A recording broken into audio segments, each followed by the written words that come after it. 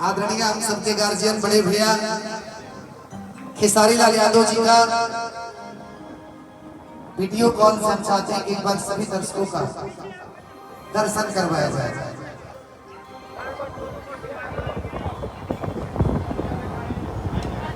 हाँ लगा दिया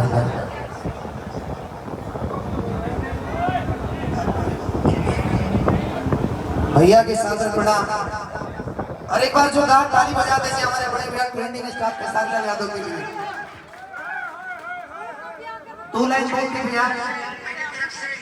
मेरी तरफ से हेमा जी को और उनके जीवन साथी को ढेर सारी बधाइयां, ढेर सारी शुभकामनाएं कि वो दोनों की जिंदगी हजारों हजार बरस ऐसे ही खुशमय चलती रहे और एक दूसरे को बहुत प्यार के साथ जीवन को काटे। भैया एक लाइन बोल दीजिए ना, सावन चल रहा है ना, कौट दीजिए ना कि दिल डूबल बा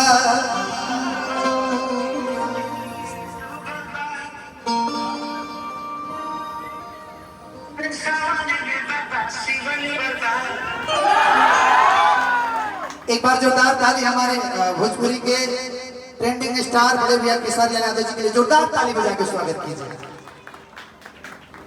बहुत बहुत धन्यवाद।